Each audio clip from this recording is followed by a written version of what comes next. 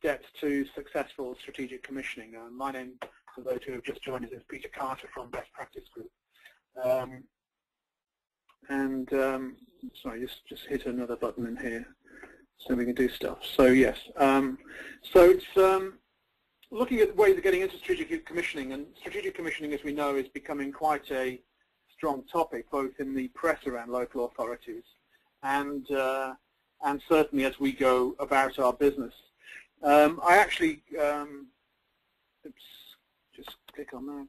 I did actually start calling it strategic commissioning or outsourcing, and it's a very difficult debate whether the two are the same or one are the same.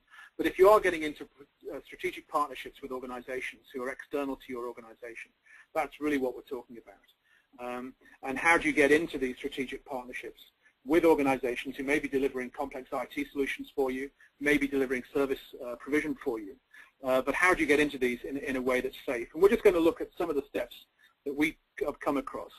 We're only going to be talking about 30 minutes this afternoon, so clearly we're not going to get into every minute time, every bit of detail, and every circumstance that may arise. But what we will do is just a quick introduction into, with an overview of the world of strategic commissioning. Why do people get into it? What are the benefits? What are the issues? And then we'll get into some of those 5 steps that we talk about. And of course, Best Practice Group have an accelerated framework, and we'll just go through that very briefly in terms of how we help organizations get into these relationships in a better, more robust way to get you a safe contractual position that will deliver the outcomes that you're looking for. Probably now's a good time, Steve. We've got a poll really just to help us to understand where we go to and what the situation is. If you could put that poll up, that might be useful. Just so we can see where people are at the moment and what their thoughts are in terms of what they're trying to achieve. Different people are at different stages in the whole life cycle of strategic commissioning. Some people are trying to get into it in the first place. Other people are in strategic partnership relationships and have issues or are just trying to review where they are at, and maybe are going to be looking to change their provider. Other people we come across are in relationships, just come across one the other day where an organization is saying, well, we're into one, but we'd like to exit. How do we do that safely without us having to, having lots of issues and lots of other circumstances arise? It's going to cost us a lot of money. And how do we do that and stay out of court, you know, even? So there's a whole range of issues. And of course, a lot of local authorities are even thinking about shared services. So I'm not quite sure because I can't see on my screen the poll that's gone up. So I'm presuming that's been done and that's all happening. But Steve, if you could just kind of unmute yourself a second when I can move on with the presentation, that would be helpful. Hi Peter, yeah, we're just waiting for 1 or 2 more to cast their vote. If we do it now, then I can show the results.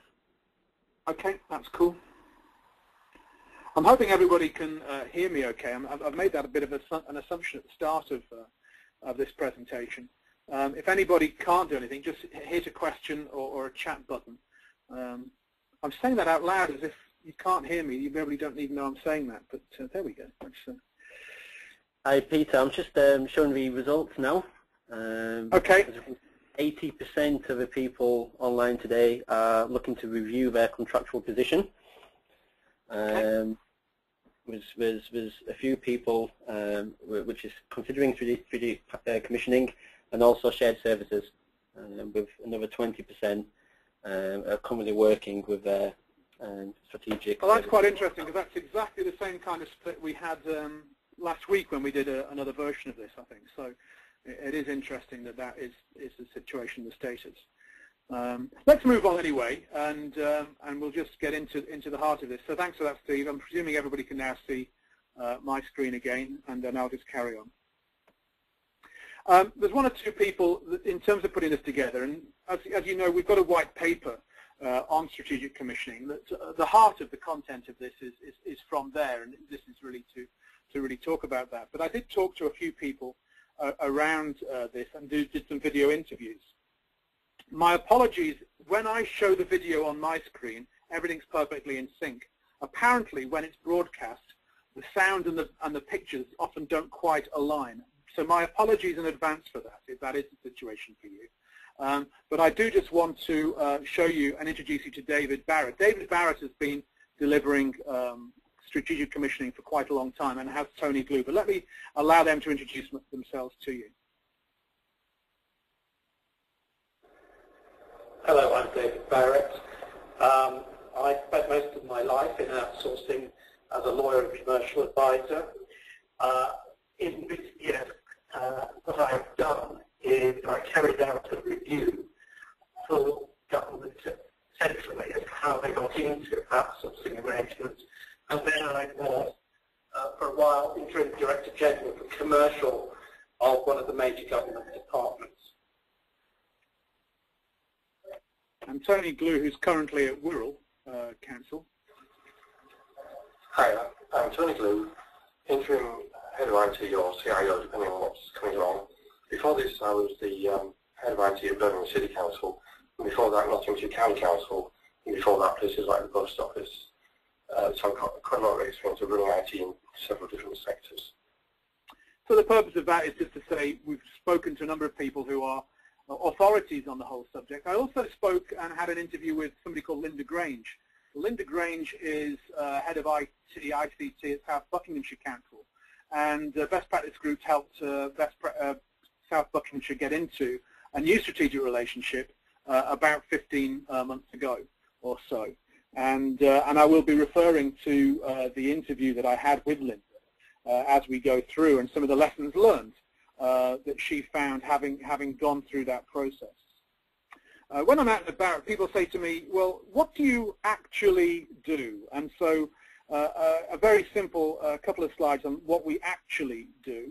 We started out as an organization that helped organizations exit from provider agreements and did a lot of expert witness work. So when your relationship with these providers is slightly more distressed than I hope they are today, then how do you ultimately exit from these? What are the potential risks and how are they mitigated? And how do you actually move from one provider to another and maintaining your business as usual? And that's something we built up a lot of expertise in. Having built expertise in that particular area, we were able to move into other areas. The middle box there is all about how do you therefore, it's not quite as far gone as perhaps we thought it was. So how do we realign the expectations both internally and externally of our providers to ensure that the outcomes we're desiring to hit are being met? What are those roles and responsibilities that are actually causing us friction? Where is this lack of trust coming from, and how do we restore that? And that's an area that we probably spend half of our time dealing with at the moment. And the other part, probably 30% of our time, is spent helping organizations get into provider relationships. How are you contractually protected in getting into these relationships? How do you make sure that you achieve the outcomes you want? And what are, in terms of government procurement frameworks, what are the ones that are most appropriate and methodologies for helping us get in there, as well as making sure that we achieve the outcomes we're looking to achieve. So that's really where we are, and this is just a quick slide to say this is why we think we've probably got the reason why we can stand and talk about this today. And in doing this, we've worked with an awful lot of organizations and helped them to save a lot of money in the process of doing that. And fundamentally, is there a market for what we do? Well, a number of organizations have done research in this area, and in doing the research, they look at how many service provider relationships and complex procurements fail. And if we look at that, you can see that in every instance, over 50% of them do fail. And the Standish Group in particular, for example, said, well, what is the definition of failure? And they were saying it had to be, if a project was both over double time and double budget, then that would be constituted as a failure. If it's just one of those, it's only costing you just twice as much, but actually it's on time, then that would constitute a success. And that didn't really have any bearing to say whether it was actually delivering what you wanted to deliver in the first place. And so, yes, there is a market. A lot of organizations struggle to make these relationships work, and there are common reasons we have found in our experience over the last 10, 12 years in finding what those causes were and therefore knowing how to put them right. So why do people get into it? What are the benefits? If all these situations do fail, well, clearly at the moment, and certainly now in local government, with the issues and the pressures of finance and the austerity measures that are coming in and the large cuts that are taking place, organizations want to cut costs. But while cutting costs, we also want to improve service delivery, to acquire better management, to focus on what we're doing, what our core functions are, and to enable us to move into areas of delivering new services with new innovation and all the new things that are coming along, but helping us at the same time to cut costs. And this is seen as, getting into strategic provider relationships is seen as a very strong way of doing that. And indeed, it is very successful in a lot of circumstances. And when we're looking at what the factors are that are driving ongoing strategic commissioning relationships, we can see that if we just take the top four, reliability, trust, technical skills, cost and value, these are the reasons why we select the partners we select in the first place, why we try and move into areas, and why we're trying to deliver the value to the people of the areas where we live and who are our customer base. Fundamentally, though, those were the top four reasons why relationships were seen not to be working. Organizations felt reliability wasn't there, a complete lack of trust. The technical skills that they came in with were no longer delivering the kind of innovation which we were hoping, and it was no longer being seen as the cost and value of the relationship seemed to be losing its shine for us. And so why we bothered to get into it? What are the issues that we're finding? Well, certainly we found that initially in the honeymoon period, there are a lot of quick wins. People do in fact gain an awful lot out of the relationship, certainly in the early periods of time. But we feel sometimes that hides a number of things that are going on a little bit more in the background, which people haven't uncovered. So although there is a major capital investment in the first instance, and although we do in fact get major investments in additional resources, sometimes that is showing that really behind the scenes we're not still getting into the long term the innovation that we wanted. And that's often because what we're doing is outsourcing our issues from our internal provider to our external provider, but the issues are being moved as well. So we're not actually fixing anything in the first instances. And we feel as time goes on that there's lack of innovation. In the early days, of course, new systems come in and new processes come in. But then 2 or 3 years into a relationship, time and time again, we're finding this innovation, that the things we wanted changed aren't actually happening at all for us as we move forward. And we'll be touching on that a little bit later as we get into things. And then the whole issue of trust. So many times we go into organizations and it feels as if there's an us and a them. You're not actually finding that there's a partnership going into this moving forward. It is you and the vendor, and it's your team and their team. And actually you're both not culturally aligned and delivering really what the outcomes are you wanted in the first place. And again, as we go through the 5 steps, we'll be looking at what do you do to ensure that that is working for you as you go forward. And just touching on something which I'm sorry is a fairly ugly slide, but it's a cut and slab, as I call it, from an article that says a study conducted by The Guardian reported that the majority of local authority staff were not trained enough to effectively commission public services. Despite this, there has been a recent shift in the sector towards becoming commissioning councils. And I think sometimes, although there's a lot of skills in the local authority sector for doing this kind of stuff, but people don't realize the differences and the changes in skill sets required from managing a service to managing a vendor who's delivering a service. And therefore, there's a whole range of things that needs to come about. If anybody would like a copy, I realize you can't click on that link on your screens, but if you'd like a copy of that, I'm certainly happy to send it to you. Just let us know, and we'll sort that out. So what are the 5 steps to successful strategic commissioning? Well, the 5 steps are laid out there: defining your outcomes, establishing the remit, draft your requirements, the contract negotiation, and ultimately the implementation and transition after you've decided who you're going to go with and sign that contract. So defining the outcomes. Well, a study by Technorati said that 85% of commissioning contracts will be renegotiated due to contract terms that are inadequate in serving medium or long-term objectives. Kind of strange, therefore, that we're getting into contracts, and even though we think we've got our outcomes and objectives clearly defined, 85% of these relationships are not working and have to be renegotiated because somehow we've got them wrong. So what we're saying is the building blocks of getting into these is to ensure that you've got very clearly defined your foundations for moving forward, and you understand really what you're getting into. So the proper understanding of the efforts to get into these situations. You've got the right team in place to define the criteria you're going to use to select your ultimate partner. To understand exactly what time and budget and resources this whole project on its own right will be for you, and maybe to decide whether you're going to get into this at all in the first place or not. David Barrett, who we just introduced to you a moment or two ago, will just talk about this for a moment. People need to recognize that running a negotiation procurement is in effect a project by itself, and that project has to have the appropriate governance. If it doesn't have the appropriate governance, management of stakeholders, communication, you can actually get yourself into a situation where you negotiate something that's rather good, but does not suit the organisation as a whole. I remember working with DEFRA a few years back, and we set up actually an extraordinarily innovative deal. I advised them to go down this direction. It was, in many ways, a very innovative strategic partnership, perhaps one of the best I've ever seen done in the public sector. The thing I didn't realise, because I was actually involved in the negotiations process, and indeed it wasn't really my responsibility, that this was not being sold properly to the stakeholders. They didn't understand it. They didn't actually, when push came to shove and the deal had been signed, it wasn't something that they necessarily wanted, but more important, that it wasn't something that they could necessarily relate to and manage. And what was an extremely innovative deal that would improve development services significantly there, drifted into trouble from a very early time.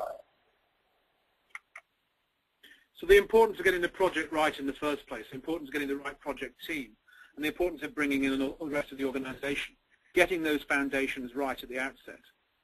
The other part of the foundations is establishing the commissioning remit in the right way. And what do we mean by this?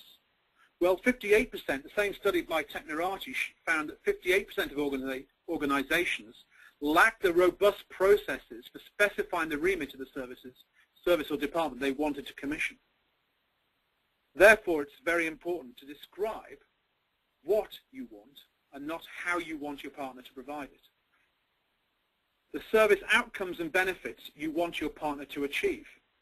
So if we start looking at how we do things, we want to make sure that we're allowing your vendor to become an expert and to advise you on what they're wanting to, what they're going to deliver to help you achieve your outcomes.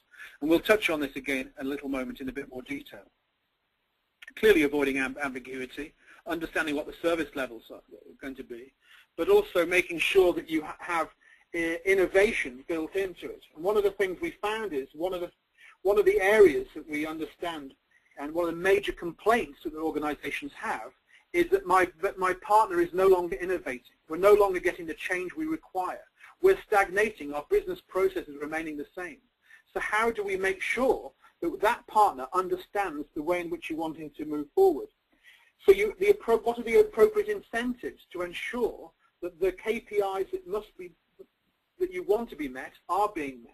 And sometimes relaxing some of those to ensure innovation means that they are incentivized to deliver that kind of innovation for you as you move forward, enabling both parties to win in this contract negotiation. And of course, the procurement process is one of those areas which we talk about. This is something that Linda Grange at South Buckinghamshire Council, when I spoke to her, talked about a lot. They went through the restrictive process for procurement. And in retrospect, she said she would consider probably more strongly the whole idea of competitive dialogue, because actually this whole idea of developing the needs and the outcomes that they wanted was one that they wanted to develop over time, testing and refining. So they had this continual discussion going on with the potential providers they had until a final specification and list of schedules were developed. And they wanted to do this by a number of supplier meetings moving forward. And it was that kind of flexibility that they wanted to get into. Tony Glue, who's, as I say, now interim IT director at Wirral, just wanted to talk a little bit about this too. So what else to consider when you're looking at outsourcing solutions is before that, to get into shared services or to get into relationships with good suppliers, you don't necessarily take over all your business. But the idea is for them to make sure that you haven't got a problem. Because when you go into outsourcing, it's a very good idea not to have any major problems at that stage. And suppliers can really help to get that sorted. So what else to consider? Oops, sorry, you just done that one. Draft your requirements, item number 3. Step 3 in the whole process here. Drafting the requirements is making sure that you know what your organization, and if you're outsourcing a service, still what your organization is trying to achieve. It's also important to have an overview of your current processes and the outcomes. How do you achieve the outcomes that you're currently achieving, and what are your current business processes?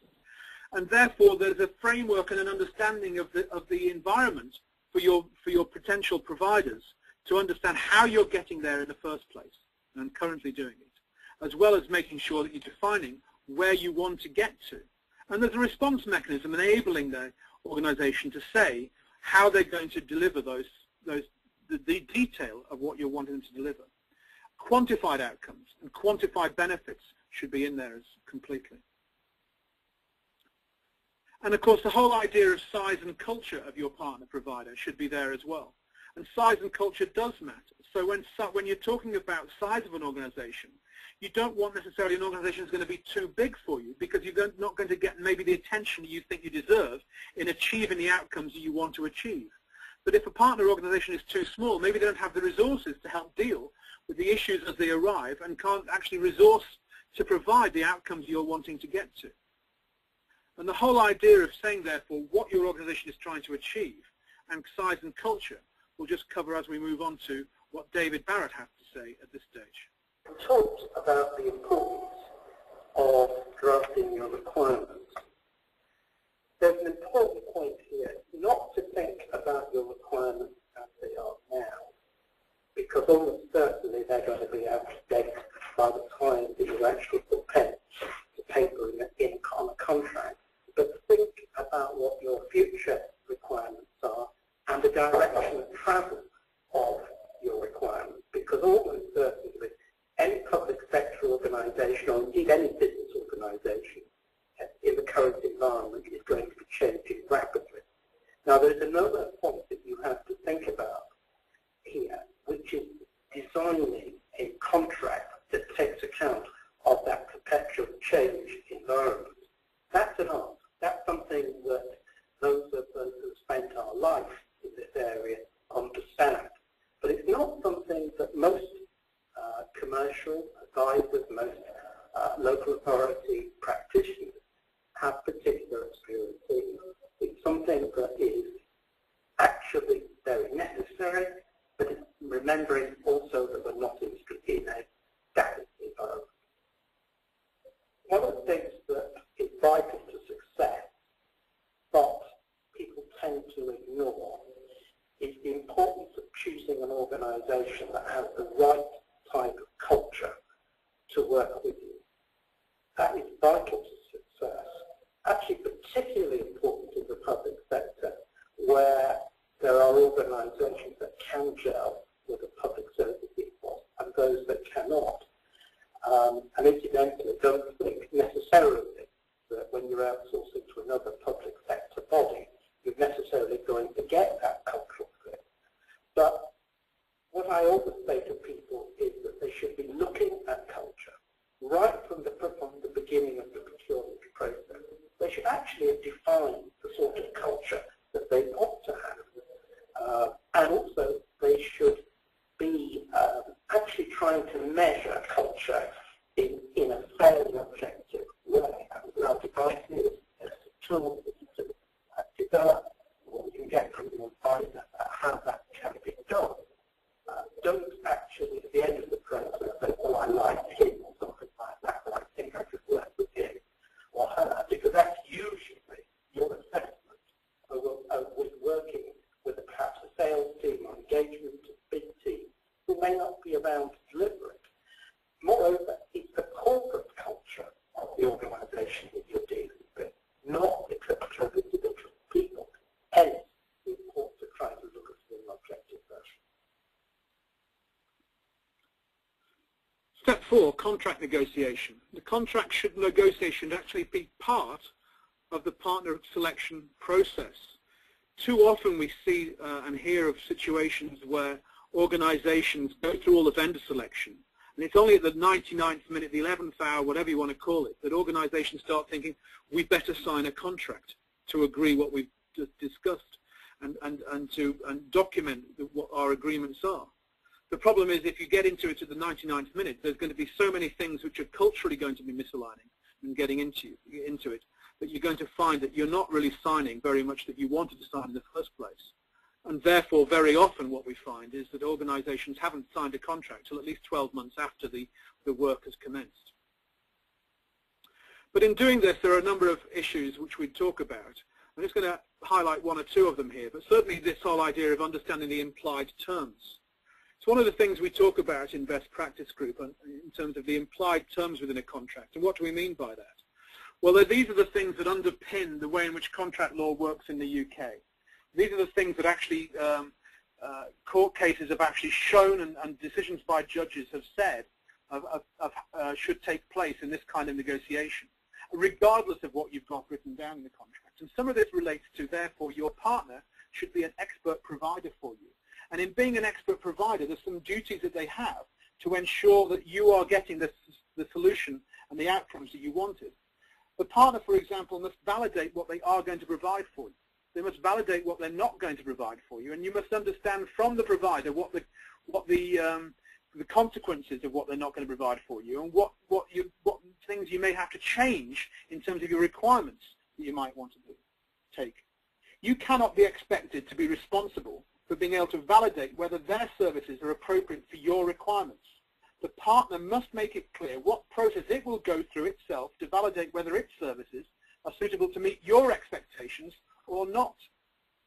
And interestingly, despite the fact that they often try, they cannot contract out of being responsible for the advice that they provide for you.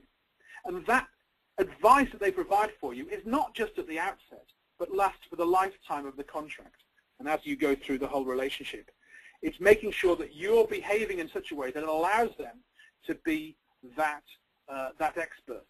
And in doing so, we suggest that you contract separately, therefore, for the advice that you get from your potential partner, and to contracting for the solution and the actual ultimate service delivery that you're wanting to talk to.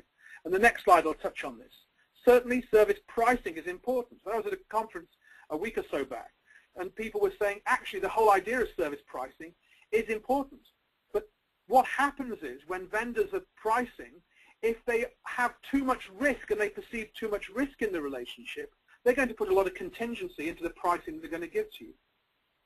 And in any event, you don't want, some organizations are procured in a way that says, we've got all these outcomes, this is what we want to provide, here's a solution that can deliver it, but we'll go for this other solution because it's cheaper.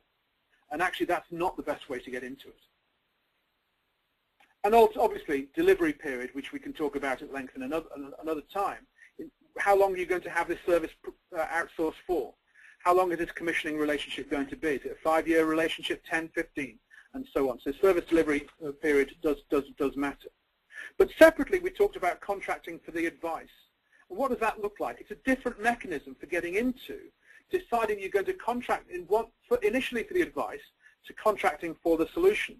And of course, here we've got our steps laid out in a different way that says this is how we should get into these relationships. And we should have this dialogue process where we're building up our understanding of our requirements, ensuring that your vendor can validate what they're going to be providing for you, and helping you get into these relationships in a safer way in the first place.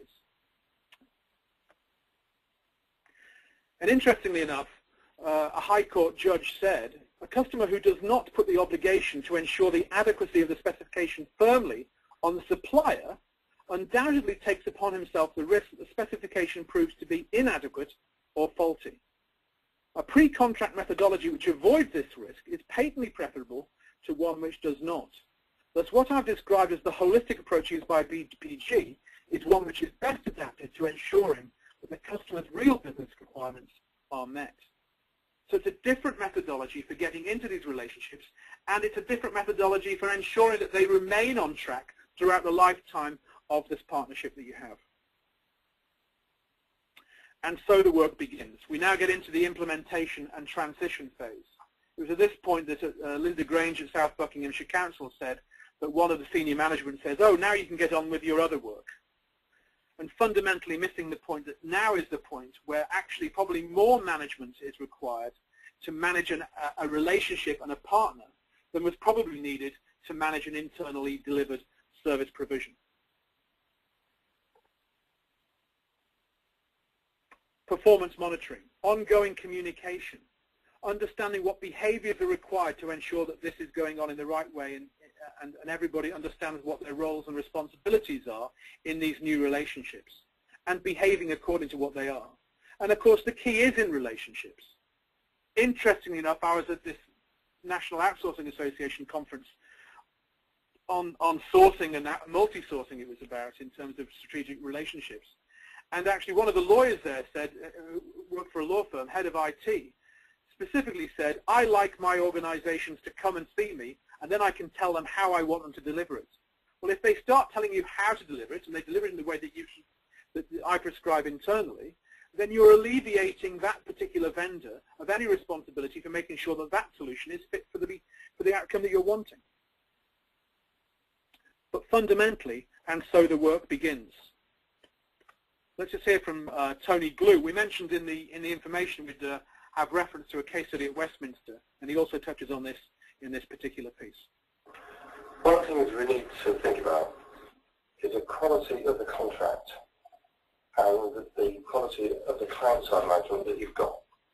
Both of these are critical, not necessarily straight away, but after all the people who signed the contract have left, that's when the contract in the back of the withdrawal becomes critical for the sorting out of problems in the contract.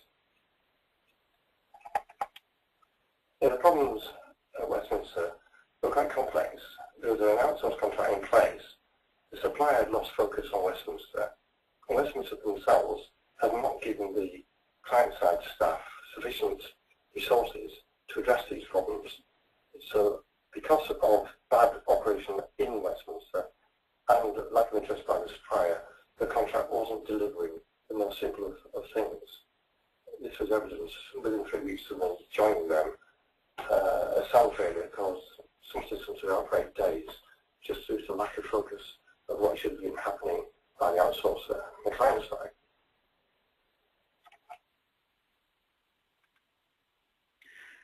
Just before we move on from Tony, Tony wanted to have a quick word about shared services, so I'll just put this little piece in as a slot.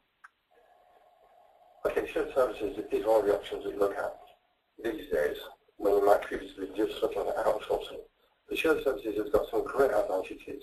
The first thing is it's within the family, it's local authorities talking to each other, and this takes masses of pressure off, but it doesn't take away from having a clear memorandum of understanding and understanding how shared services work. The benefits come by sharing services. So you've got to work out which services you're going to share. This is utterly critical to get that in your head and not to worry about the services that you're not going to share. And the same thing applies as for outsourcing. You must have a very strong client side to make sure that when you commission the shared service, it is meeting the needs of the local authority customers. So shared services is different. And you can be much more relaxed about the problems that you might have. With a private contract, you can't have problems which are taxed by the contract. With shared services, you can move at a different pace and leave some things behind and put other things in, providing you've got a strong client side.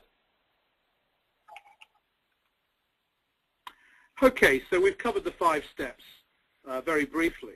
And of course, the other way of showing that is this accelerated approach that we have to enabling you to get into these service provider relationships in the first place. Obviously, identifying the challenges, but ultimately moving to the right-hand side there where we're trying to have our alignment of both the financial benefits and the outcomes we're looking to achieve, all the way through.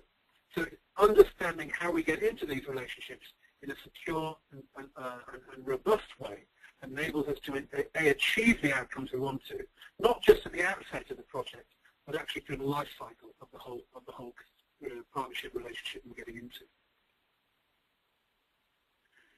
More or less brings us to the end of today's presentation. I'll hand over to the guys in the other office shortly to see if there are any specific questions. But just if you are interested, we do have a range of other guides available for you. Obviously today we've been talking about the Strategic Commissioning Guide, which if you haven't read it is available to download online. Please do so.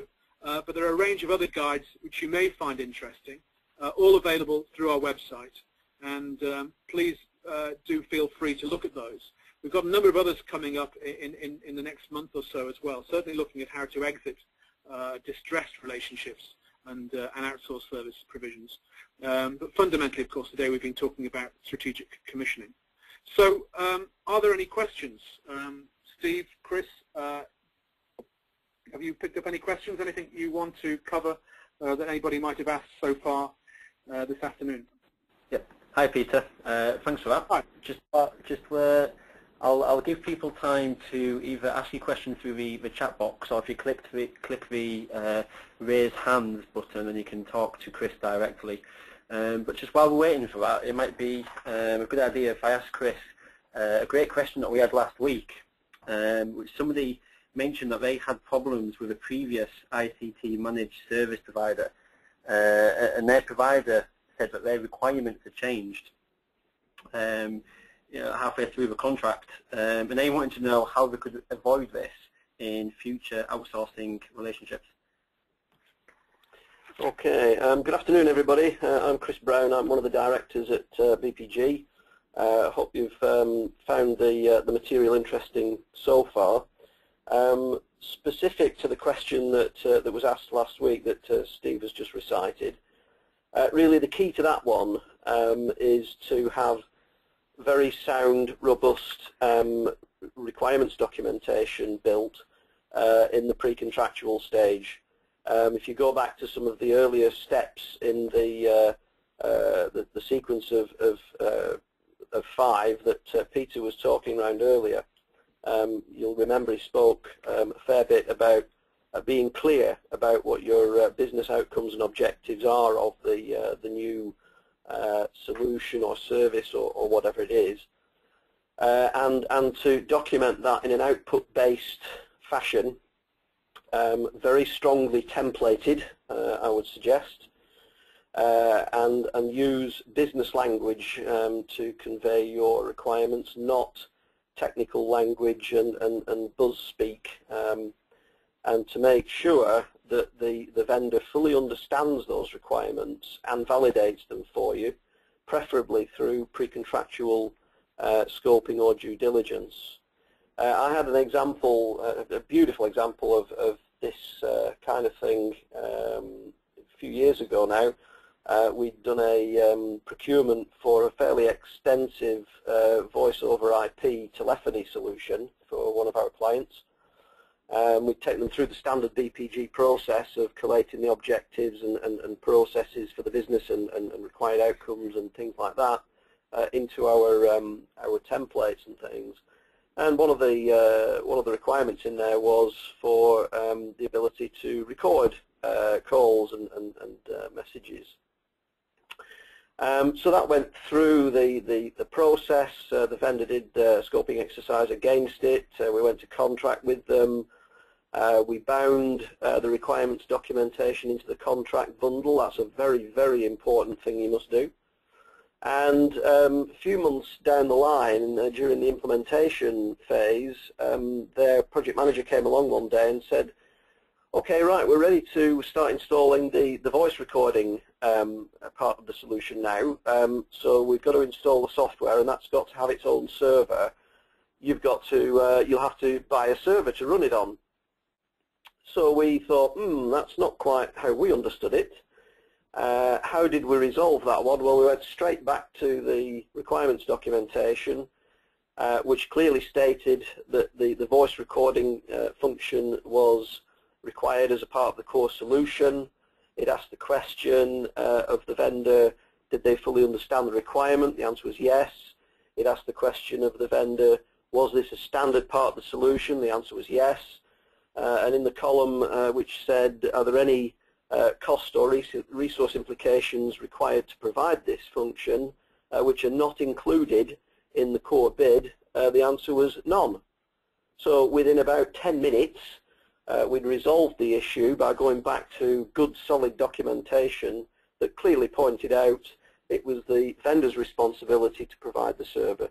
So that saved that client a good few £1,000s worth in hardware which they might otherwise have had to purchase and unknowingly. So that's really you know, a little bit of a story about how getting your requirements documentation well assembled and into the right form can really pay dividends. Okay, thanks for that, Chris. Apologies for us, I know we have gone over time a little bit, but we do have one more question here. David is asking, how strong are implied terms for protection? Implied terms are helpful, but it's not the best to rely on them heavily or exclusively when you're going to contract. When a company does business with another company that has acknowledged expertise or expertness in a given service area or solution area, the implied terms around such a contract are slightly stronger than the protections you would receive under basic legislation like the normal trading regulations and goods and services legislation. But implied terms in a contract can be quite expensive to argue and defend. It's always better to be as express as possible. And where Peter was telling you about doing pre-contractual expert advice, we'd very, very much you'll say that's a cornerstone of a good, strong procurement process, and it's actually a cornerstone of the BPG procurement process, which is to, before you go to contract, contract with the vendor, suitably elevated to the status of expert supplier. There are specific ways that you have to do that we haven't really got time to cover right now. But having elevated your prospective vendor to the status of expert supplier, run through a specifically structured scoping or due diligence exercise and obtain from them the expert advice which validates your requirements documentation, gives you their advice and their guidance as the expert, and then take that forward and as I said earlier, enshrine that, and especially the expert elements of that into your contract. So by being express and by elevating the expert pre-contractually and then creating the contract bundle the right way, you can put yourself into an effectively bomb-proof situation. It's one of the best insurance policies you can have. Okay, thanks, Chris. That's all the questions we've got, Peter. Excellent. Well, thanks very much for covering those. If anybody does have any additional questions, please feel free to fire them off to us on email or give us a call. We'll always cover those anyway. But I think that concludes this afternoon's presentation. Thank you very much for joining us, and hopefully we'll certainly be planning another presentation soon, and we'll email you details of those as we get into different aspects of the whole life cycle story of strategic commissioning, outsource and procurement.